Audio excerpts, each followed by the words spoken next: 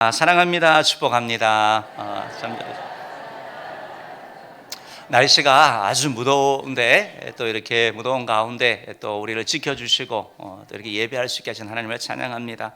여러분 한 분 한 분에게 또 여름철 내내 주의 은혜가 있기를 원합니다.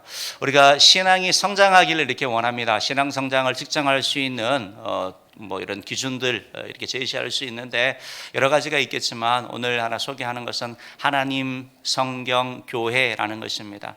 우리 개혁주의 교회에서 하나님 중심, 성경 중심, 교회 중심의 삶을 사는 것을 말씀하고 있습니다. 그래서 내 삶이, 내 신앙이 제대로 가고 있느냐, 그걸 측정하는 것이 무슨 시험 보는 것도 아니고, 그러나 이런 기준을 통해서 내가 하나님 중심이 점점 되어져 가고 있나, 내 중심이 아니라 그런 내 자신을 보면서 점검해 갈 수 있고요. 성경 중심, 내 생각, 다른 사람의 생각, 내 기분이 아니라 하나님의 말씀, 성경이 내 삶의 척도가 되는가, 이걸 통해서 어떤 일이 일어났을 때 내가 어떻게 하는가, 이걸 통해서 내 자신을 살펴볼 수도 있습니다. 또 하나는 바로 교회 중심인데요. 우리 가정, 사업 다 중요하지만 내 삶에 하나님, 교회가 중심이 되어 있다라고 한다면 아마 우리의 신앙이 든든히 살아갈 수 있을 것이고 성장하는 거라고 생각을 합니다. 때때로 우리 삶을 돌이켜보며 또 점검해보며 또 그러지 못할 때도 있고 또 부족한 부분이 있을 것인데, 그럴 때 이런 기준을 통해서 점검해보고 교만하지 아니하고 겸손하게 주님 앞에 계속 잘 성장해 나가는 저와 여러분 되기를 간절히 원합니다. 지난주에는 비록 장애물이 있을지라도 제자는 다르게 말한다라고 말씀드렸습니다. 그래서 오늘은 비록 더딜지라도 기다리는 것, 이게 바로 제자의 삶인데요. 여기에 대해서 말씀을 나누기를 원합니다.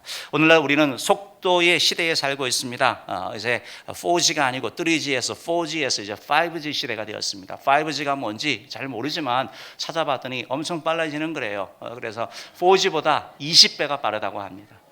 그러니까 엄청난 속도인 거죠. 저는 4G도 아직 못 따라가는데 그래요. 어쨌든 빠릅니다. 그래서 역으로 그럼 가장 느린 거는 뭘까? 느린 동물이 뭘까? 이렇게 찾아봤더니 가장 느린 동물은 정원 달팽이래요. 그리고 우리가 아는 나무 늘보, 그 다음에 느리고 불가사리가 이렇게 느리대요. 또 가장 느린 물고기를 이렇게 찾아보니까 그린란드 상어라는 그런 큰 고기가 있는데 크기에 비해서 이 고기가 상당히 느리다고 합니다. 뒤에 진어머니가 이렇게 움직이는 시간이 왔다가 가는데 7초가 걸린답니다. 그래서 1시간에 1km 간답니다. 빨리 가면 3km 1시간에 물에서요. 그러니까 제일 느린 물고기로 이렇게 알려져 있습니다. 빠른 물고기도 살고 느린 물고기도 다 산다라는 거죠. 동물도 마찬가지고. 사실은 우리 성격도 우리들도 사람들 보면 이렇게 성격이 급한 사람도 있고 느린 사람도 있는데 이 성격이 급하다라는 것, 빠른 것, 이 속도 때문에 부부 관계에도 갈등이 유발되는 걸 보게 됩니다. 부부 싸움의 원인 중에 하나가 속도입니다. 왜 이렇게 느리냐, 늦어 터졌다 이런 하는 거죠. 아이들과의 갈등에 있어서도 이런 속도, 빨리 하지 않는 것. 교회 일을 하는 데 있어도 왜 이렇게 빨리 처리해 주지 않느냐, 왜 빨리 안 하느냐라는 건데, 빠르다는 건 다 자기 기준입니다. 자기 기준. 그러면 빠른 사람과 느린 사람 중에 누가 스트레스를 더 많이 받을까요? 여러분 어떻게 생각하세요? 빠른 사람이 많이 받습니다. 성격이 빠르기 때문에 빠른 사람이 더 빨리 죽는다고 합니다. 스트레스를 많이 받아서 그런 것 같습니다. 그래도 또 보니까 그 대신 또 성격이 급한 사람들이 성공할 확률은 훨씬 높다고 합니다. 이런 상대적인 거죠. 사실 성격이 급함에도 불구하고 기다리는 거, 인내하는 거, 이것이 성경의 가르침이고 예수의 제자의 삶의 필수 요소라는 것입니다. 에머슨이라는 분은 이런 말을 하셨는데요. 사람이 영웅이 되는 것은 타임보다 뛰어난 일 하는 거, 대단한 일을 하는 게 아니라 10분 더 참기 때문이다. 10분 더 기다리기 때문이다. 우리 삶을 돌이켜보면 그때 정말 몇 초만 참았으면, 1분만 참았으면 하는 그런 순간들이 있죠. 사실 더딘 것을 견뎌하지 못하는 우리에게, 5G 시대에 살고 있는 우리에게 하나님께서는 하박국 선지자를 통해서 비록 더딜지라도 기다려라, 비록 더딜지라도 기다리라 라고 말씀하신다라는 것입니다. 오늘 그래서 이 비록 더딜지라도 기다리라 라는 제목을 가지고 말씀을 나누겠습니다. 비록이라는 것은 아무리 그렇다 할지라도 사실을 얘기를 하는 겁니다. 가정이 아니고 실질적으로 어떤 일이 일어나는데 너무 늦게 일어나는 걸 말하는 거예요. 가정이 아닙니다. 우리가 때로는 너무 늦게 일이 일어나기 때문에 너무 더디기 때문에 우리는 고통을 받기도 하고 고난을 갖기도 하고 때로 너무 느리다는 것 때문에 우리는 의문을 신앙의 그런 의심을 제기하기도 한다는 것입니다. 그런데 하나님께서는 하박국 선지자를 통해서 비록 더딜지라도 기다리는 것, 이것이 바로 제자의 삶이라고 말씀하고 있는 것입니다. 그래서 오늘 저는 여러분과 함께 이 세 가지, 어떻게 그러면 조금 더 기다리는 게 너무 힘들지만 어떻게 하면 조금 더 도움을 받을 수 있는지 오늘 본문 말씀을 통해서 세 가지 교훈을 얻기를 원합니다. 첫 번째로 비록 더딜지라도 기도하면 기다릴 수 있습니다. 따라합시다. 비록 더딜지라도 기도하면 기다릴 수 있습니다. 기도하면 기다릴 수 있다. 이게 바로 오늘 우리에게 주시는 첫 번째 메시지인 겁니다. 비록 답답하고 힘들다 하더라도 정말 막 무슨 일이 일어날 것 같지만 기도하면 하나님이 버틸 힘을 주십니다. 기도하면 하나님이 하나님의 뜻을 알려주시는 거예요. 왜 그게 이렇게 더딘지, 왜 이렇게 느린지 하나님이 말씀하여 주신다는 것입니다. 예수 그리스도의 제자는 하나님의 뜻이 제일 중요하죠. 이 사람의 생각, 저 사람의 생각이 아니라 하나님이 도대체 뭘 원하시는지, 하나님이 어떤 걸 원하시는지 그걸 아는 게 우리의 목표인 것입니다. 하박국 선지자는 하나님의 뜻을 알기 위해서 이 사람, 저 사람에게 물어본 것이 아니라 하나님께 오늘 본문을 보니까 직접 물어본 것을 볼 수 있습니다. 하박국 선지자는 주전 600년경에 바로 남유다의 그 유다 말기 시대에 이렇게 활동했던 선지자인 것입니다. 다른 선지자들과 이 하박국 선지자가 조금 차이가 나는데요. 다른 선지서를 보면 다른 선지자들은 하나님이 직접 먼저 말씀을 하십니다. 그래서 그 말씀을 받아서 백성들에게 전하고 기록하는 것이 일반적인 선지자의 역할이었다면 하박국 선지자는 하나님께 질문을 합니다. 하나님, 왜 이런 일이 일어나는 겁니까? 왜 이렇습니까? 의문을 제기하게 되고 거기에 대한 답을 받아서 이렇게 기록한 것이 바로 하박국입니다. 그래서 하박국은 두 가지 그런 질문이 기록되어져 있습니다. 하나님께 올린 첫 번째 질문, 두 번째 질문, 거기에 대한 하나님의 답, 그것이 기록되어 있는 것이 바로 하박국서라는 것입니다. 하박국서가 기록된 당시에 그러한 국제적인 정세는 아수르라는 나라의 의해서 북왕국 이스라엘이 남왕국 유다와 북왕국 이스라엘로 이렇게 분열되어 있었고요. 이 북왕국 이스라엘이 먼저 아수르라는 그런 강대국에 의해서 먼저 무너지게 됩니다. 그 북왕국 이스라엘 무너뜨린 아수르가 또 신흥 바벨론에 의해 가지고 또 무너지게 되고 이 바벨론이라는 나라가 강성하게 일어나는 그러한 때에 이 하박국 선지자가 활동을 한 것을 볼 수 있습니다. 이 남왕국 유다의 상황은 좀 타락의 상황인데요. 요시야 왕의 종교 개혁을 통해 가지고 백성들이 하나님 앞에 돌아왔습니다. 회개하고 돌아왔습니다. 그때 하나님이 항상 회개하고 돌아오면 은혜를 베푸시잖아요. 그래서 축복을 받게 됩니다. 이 축복을 받으니까 이 백성들이 육적인 쾌락과 불법을 행하면서 형식적인 신앙생활을 하는 겁니다. 온갖 죄를 다 저지르는 것입니다. 이런 상황을 보면서 하박국이 이제 의문을 제기하는 거죠. 첫 번째 질문이 뭐였냐면 하나님, 도대체 왜 하나님은 이렇게 하나님의 백성이 죄를 짓고 이렇게 나쁜 짓을 하는데 가만 보고 계십니까?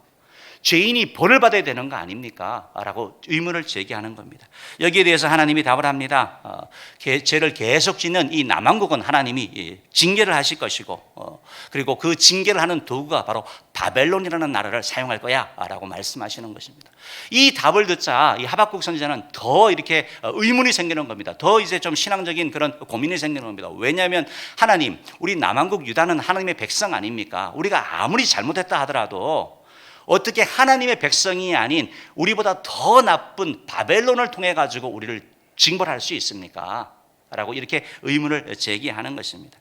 여기에 대해서 이제 하나님이 말씀하시는 거죠. 비록 더딜지라도 기다려라. 하나님이 심판하신다.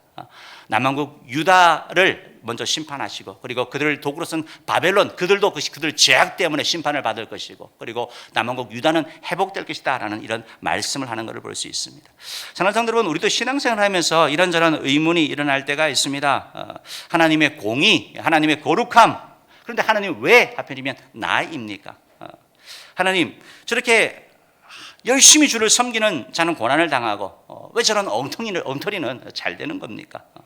한국교회를 욕먹이고 교회를 대적하는 무리를 왜 가만두시는 것입니까? 저렇게 죄를 짓고 위선적으로 교만하게 살아가는 자를 가만두실 것입니까? 이단들이 날뛰고 성도들을 미혹하고 있는데 가만두실 것입니까? 이렇게 질문할 수 있는 거죠. 하나님은 아마 이런 질문을 가지는 자에게 동일하게 말씀하는 거죠. 비록 더딜지라도 기다려라. 심판이 더디고 축복이 더디다 할지라도 기다리라는 그런 답을 하는 것을 볼 수 있습니다. 2장 1절 말씀을 한번 읽어보겠습니다. 2장 1절 읽어봅니다. 내가 내 파수하는 곳에 서며 성루에 서리라.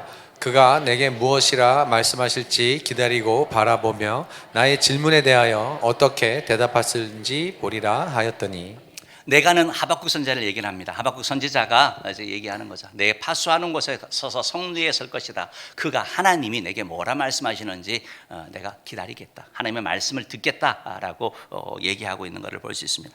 성루, 파수, 이것은 바로 성을 지키는 높은 타워를 말하는 것이죠. 적군이 오는지 살피는 것을 말하는 것입니다. 이 하박국 선지자가 뭐 파수꾼으로 활동한 것이 아니고 그곳에 서서 파수꾼의 그러한 마음으로 하나님의 답을 기다리겠다는 겁니다. 하나님을 향하여 열린 마음을 얘기를 하는 것이죠. 하나님의 음성을 듣겠다라는 것을 나타내는 그런 표현인 것입니다. 이것이 바로 제자의 모습이죠. 우리의 삶 가운데 우리가 뭘 하느냐보다 더 중요한 것은 하나님이 뭐라고 말씀하시느냐, 이게 중요한 것이죠. 하나님이 이 상황을 통해서 어떤 걸 원하시는지 하나님의 뜻을 아는 것이 너무나 중요하다라는 것입니다. 왜냐하면 하나님께서 우리 인생의 답을 갖고 계시고 우리의 모든 질문에 답을 갖고 계신 분이기 때문이다라는 것입니다. 사랑하는 성도 여러분, 오늘날 뭐 경제적인 이런 일들 때문에 여러 경제 정책이 이렇게 시행되고 있습니다. 뭐 통화 정책과 관련되어서 어떤 분들은 뭐 긴축 재정을 해야 된다, 어떤 분들은 뭐 또 풀어야 된다 이런 얘기를 합니다. 뭐 매파가 있고 비둘기파가 있고 또 그 중간에 또 올빼미파도 있대요. 근데 이분들이 다 박사들이에요. 다 전공한 사람들이에요. 경제만 공부한 사람들입니다. 매파에게 가면 늘 같은 얘기가 나옵니다. 비둘기파에 가면 비둘기파의 의견이 나오는 겁니다. 전문가를 찾아다닌다 한다 하더라도 우리 인생에 답이 있지 않다는 것입니다. 여러분, 어떤 사람이 그래서 그게 아니라 하나님이 뭐라고 말씀하시느냐, 하나님이 어떻게 말씀하시느냐, 그게 가장 중요한 것이다라는 것입니다. 사랑하는 성도 여러분, 하나님의 음성을 듣는 것, 하나님의 뜻을 아는 것, 이게 바로 기도인 것이죠. 기도하면 힘과 능력이 우리 가운데 임합니다. 은혜가 임합니다. 하나님의 뜻을 알게 됩니다. 기도하면 하나님께서 때때로 우리의 힘든 상황을 변화시키시고 때로 상황이 변화되지 않을 때는 그 상황 가운데 힘들어하는 나를 변화시켜서 감당하게 하시는 것, 이게 바로 하나님의 능력인 것이죠. 오늘 우리가 읽은 본문도 바로 하박국 선지자의 기도로 시작되는 것입니다. 하나님과 대화하는 것이죠. 하나님, 이거 지금 이 상황이 이런데 어떻게 합니까? 라고 얘기를 하는 것입니다. 대화라는 것은 내가 하고 싶은 말만 하는 것이 아니라 상대방의 말을 듣는 것, 쌍방동행, 이걸 바로 대화라고 얘기를 하는 것입니다. 우리의 기도가 대화가 되려면 하나님을 향하여 우리가 기도하고 하나님께 대하여 우리가 호소할 뿐만 아니라 하나님의 음성을 듣는 것, 하나님의 뜻을 알게 아는 것, 이게 너무나 중요한 것입니다. 하나님의 세미한 음성을 우리가 들을 때 바로 교제의 기도가 우리 가운데 이루어지는 것입니다. 그런데 적지 않은 사람이 하나님의 뜻을 알려고 하지 않습니다. 자기 말만 하는 것입니다. 그냥 얘기하고 하나님 알아서 해주십시오 라고 얘기를 합니다. 하나님이 뭘 원하는지 모릅니다. 그리고 왜 안 해주느냐고 원망하고 불평하는 그런 모습이 우리 가운데 있는 걸 보게 되는 것입니다. 하박국 선지자는 하나님께서 나의 질문에 어떻게 답하실 것인지 보겠다, 기다리겠다 라고 말하고 있는 것을 볼 수 있습니다. 글렌 힐슨이라는 영성학자가 현대인들이 하나님의 음성을 왜 못 듣냐, 듣지 못하는 이유, 두 가지 이유를 말했습니다. 하나는 너무 바쁘기 때문이다, 너무 분주해서 그렇다. 또 하나는 너무 시끄럽다, 주위가 시끄러워서 하나님의 말씀이 들리지 아니한다는 것입니다. 결국 하나님은 말씀하시는데 말씀을 듣지 못하는 원인이 우리에게 있다라고 지적하는 것입니다. 저는 그 두 가지에다 하나를 더 추가하고 싶은데 그건 바로 교만이라는 것입니다. 교만하면 들리지 않습니다. 교만한 사람은 남의 얘기를 듣지 않습니다. 교만은 자기가 하나님이 되는 것을 말하는 것입니다. 교만한 사람은 자기 마음에 하나님 두기를 싫어하는 것이죠. 자기 마음대로 하고 싶기 때문에 그렇습니다. 하나님을 인정하지도 않고 죄를 자기 마음대로 짓게 되는 것입니다. 그래서 교만한 사람은 기도하지 않게 되는 것입니다. 잠언 18장 12절 말씀에 보면 이런 말씀이 있는데요, 우리 같이 한번 읽어볼까요? 읽어봅시다. 사람의 마음의 교만은 멸망의 선봉이요 겸손은 존귀의 앞잡이니라. 아멘. 여러분, 교만하면 멸망하게 됩니다. 겸손하면 존귀의 앞잡이가 됩니다. 어거스틴이 얘기한 것처럼 기독인들의 가장 중요한 덕목이 뭐냐? 첫째도 겸손, 둘째도 겸손, 셋째도 겸손이라고 뭐 얘기했다 그러잖아요. 겸손은 우리가 날마다 싸워야 되는 거. 어떻게 보면 초신자보다 우리가 신앙생활이 어느 정도 되고 성경도 어느 정도 알고 그때 우리의 내면과 계속 싸워야 되는 것이 바로 이 교만의 이슈라는 것입니다. 교만은 하나님을 대적하는 것이 되고 하나님의 징계를 받기 때문에 그렇습니다. 사실 우리가 신앙생활을 하다가 넘어질 때 언제 넘어집니까? 교만할 때 넘어지잖아요. 교만은 우리 모두의 문제인 것이죠. 교만은 가장 쉽게 빠질 수 있는 것이고 누구나 빠질 수 있는 것이고 가장 위험한 부분이라는 것입니다. 교만을 내려놓고 겸손히 하나님이 뭐라고 말씀하시는지 기도하는 가운데 듣는 저와 여러분 되기를 간절히 바랍니다. 사무엘아 사무엘아 라고 하나님이 부르실 때 주의 종이 듣겠나이다 라고 얘기했던 사무엘처럼 겸손히 기도하는 가운데 하나님의 뜻을 알아가는 저와 여러분 되기를 간절히 바랍니다. 사랑하는 성도 여러분, 비록 지금 상황이 힘들고 그래서 더디어서 너무 어렵지만 기도하면 기다릴 수 있습니다. 기도하면 버틸 수 있습니다. 힘들지라도 기도하면 승리할 수 있는 것입니다.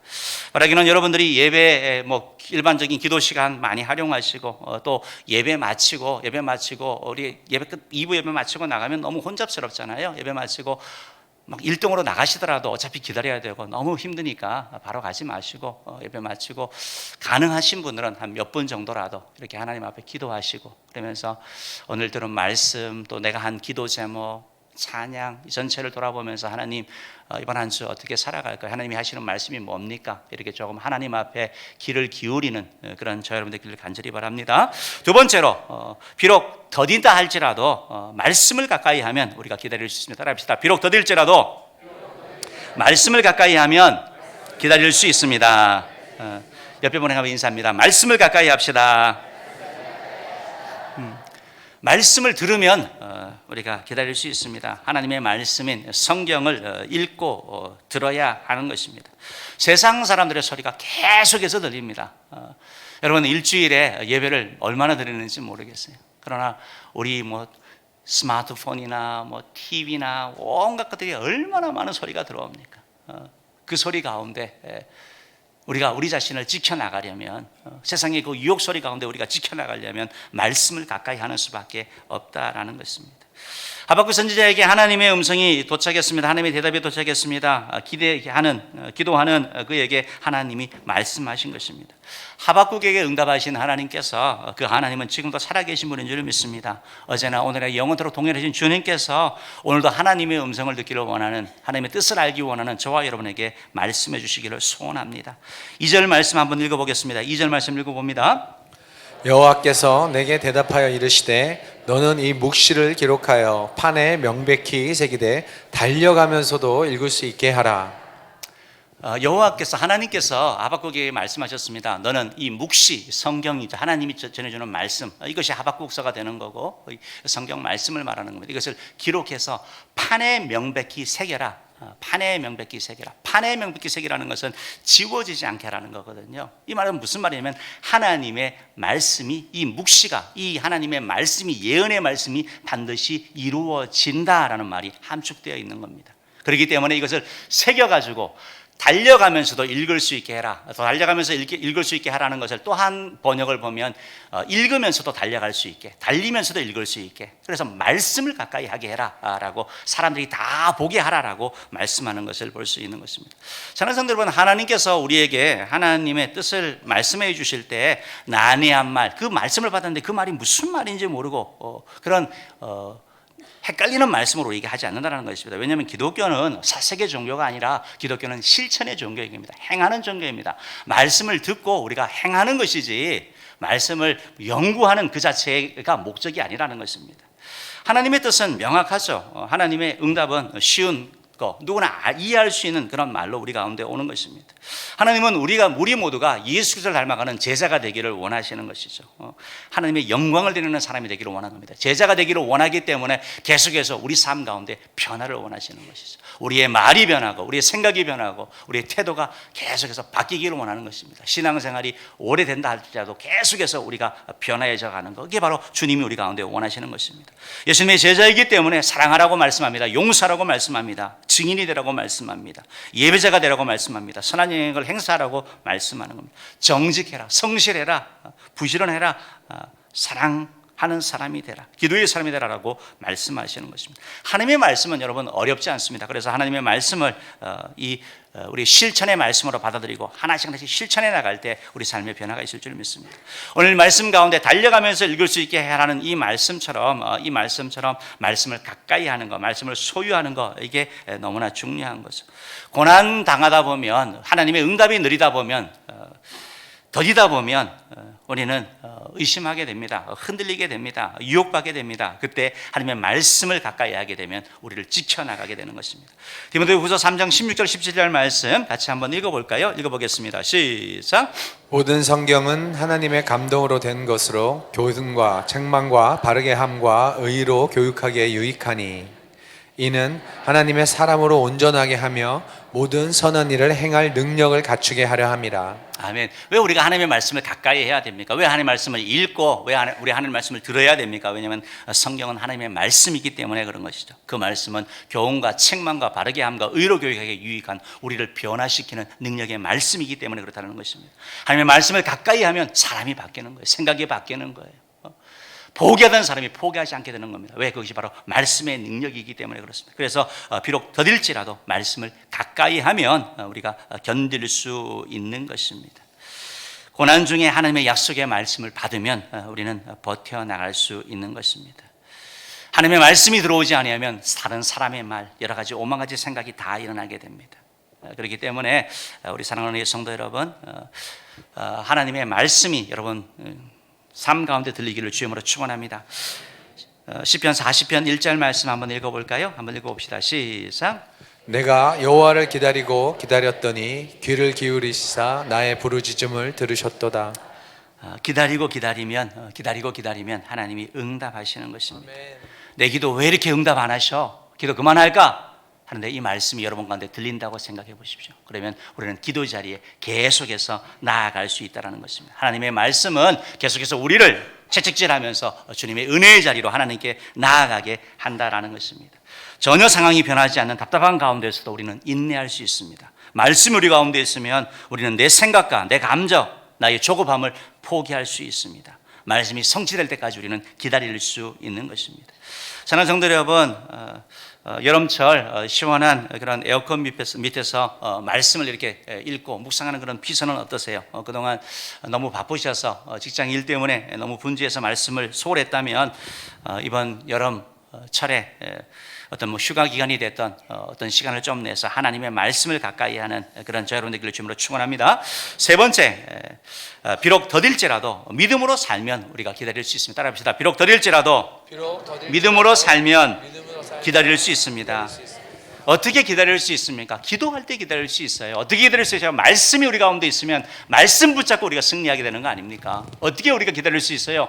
믿음으로 살 때 기다릴 수 있는 겁니다. 믿음으로 살 때 포기하지 않게 되는 것입니다. 하나님의 때를 기다려야 되는데 믿음이 우리에게 필요하다는 것입니다. 그 믿음이 바로 말씀과 기도로 나타나는 것이고 인내로 나타나는 것이죠.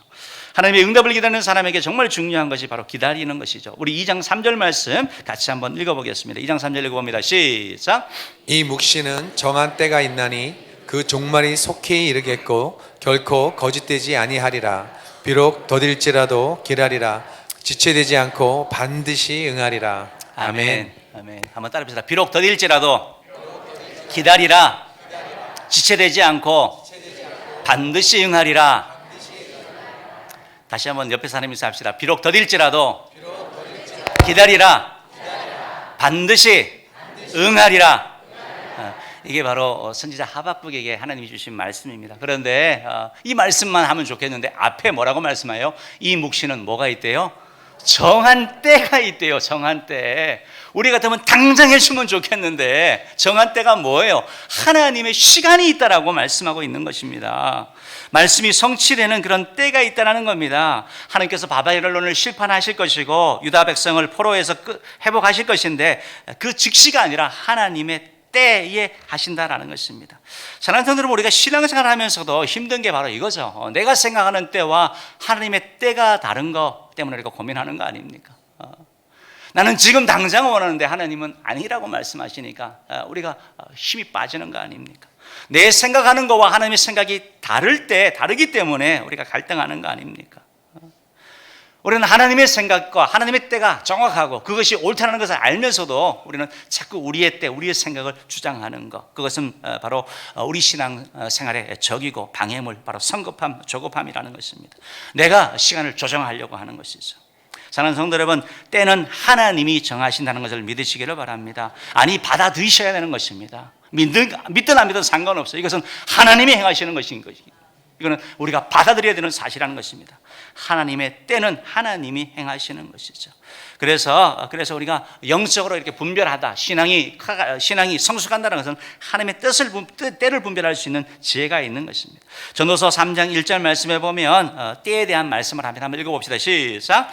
범사가 기한이 있고 천하 만사가 다 때가 있나니. 다 때가 있습니다. 개인적인 얘기를 그냥 조금 하겠습니다. 제가 결혼을 30대 중반에 이렇게 결혼을 했습니다. 지금 생각하면 뭐 하나도 안 이상하잖아요. 그런데 그때는 뭐 목사이고 하다 보니까 제가 총각 목사를 한 5년인가 6년 있었습니다. 그래서 어디 갈 때마다 총각 목사라는 얘기를 들었고, 언제 결혼하냐, 뭐 언제 국수 먹여주냐, 모임 갈 때마다 그냥 놀림거리가 되었습니다. 그래서 자꾸 듣다 보니까 마음에 이 부담이 되더라고요. 저도요. 자꾸 심적으로 이렇게 압박이 드는 거예요. 그래서 뭐 이렇게 뭐 사람을 만나보지만 잘 이루어지지 않고 뭐 되지 않고 뭔가 돼야 될 것 같은데, 남들은 다 쉽게 한다는데 이게 왜 이렇게 도대체 어려운 건가? 때가 되니까 하나님이 총각 목사와 또 처녀 집사를 만나게 해서 결혼하게 했습니다. 사랑하는 성도 여러분, 우리 청년들 결혼 요즘 이렇게 좀 많이 늦어지고 있죠. 과거와는 전혀 다른 시대죠. 우리 청년들에게 관심을 가져주는 건 좋은데 이해를 지켜주시면 좋겠습니다. 저도 목사일 때도 막 언제 국수 먹여주냐 이러니까 자꾸 가고 싶지 않더라고요. 우리 청년들에게 자꾸 국수 뭐 이런 얘기 하지 마시고 물어보는 것만큼 기도해 주시기 바랍니다. 꼭 물어보고 싶으면 5번 기도하고 한번 물어보시고, 사람 없냐? 사람 없으니까 못하는 거예요. 소개해 주시기 바랍니다. 소개해 주시기 바랍니다. 사랑하는 성도 여러분, 하나님의 때를 기다려 가는데 자꾸 우리가 우리 생각으로 또 하나님의 뜻에는 때로 사도 바울처럼 결혼하지 않을 수도 있는 거거든요. 근데 자꾸 우리 프레임에 자꾸 가둬서 자꾸 푸시하지 않는 그런 저와 여러분 되길 간절히 바랍니다. 여러분, 믿음은, 신앙은 하나님의 때를 기다리는 것입니다. 근데 신앙생활 중에 어려운 게 이 기다리는 거잖아요. 기다리는 것이 너무 힘들죠. 그래서 하나님이 우리에게 이게 필요하다고 말씀하는 거죠. 하박국 2장 4절 말씀 읽어봅시다. 시작. 하박국 2장 4절이요. 시작. 보라, 그의 마음은 교만하며 그 속에서 정직하지 못하나 의인은 그의 믿음으로 말미암아 살리라. 그의 마음은, 그는 바벨론 갈대아 사람을 얘기를 합니다. 앞으로 하나님이 멸망시킬 대상을 얘기를 하는 겁니다. 그는 교만하기 때문에 정직하지 못하고 하나님이 멸망시킬 것입니다. 그러나 의인, 하나님의 사람, 하나님의 백성, 예수의 제자는 믿음으로 말미암아 살리라라고 말씀하고 있는 것입니다. 사랑하는 성도 여러분, 의인은 믿음으로 말미암아 살리라. 믿음은 의인에게 있는 것이죠. 종교의 기자 마틴 루터가 이 말씀을 사용해서 정말 유명한 구절이 되지 않았습니까? 믿음이 있으면 기다릴 수 있는 것입니다. 기다리는 것이 어렵습니다. 그런데 믿음은 기다리는 것입니다. 믿음이 있어야 기다리게 되고, 기다림을 통해서 믿음이 성장하는 것입니다. 누구를 기다립니까? 하나님을 기다리는 겁니다.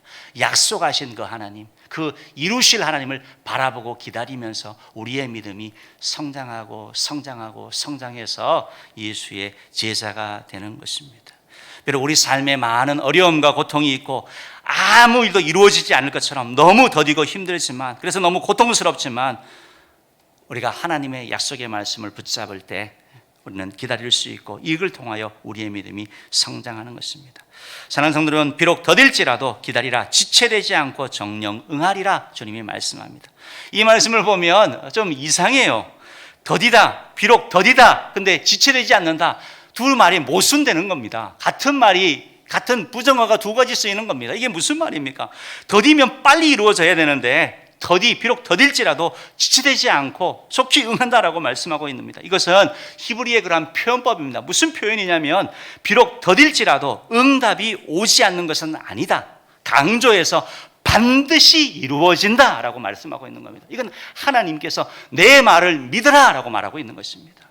사랑하는 성도 여러분, 우리가 더딜지라도 우리가 기다릴 수 있는 거 믿음이 있어야 되는데요, 하나님에 대한 믿음이 있어야죠. 하나님을 믿어야지 기다릴 수 있는 거 아니겠습니까? 여러분, 하나님을 믿을 수 있으세요?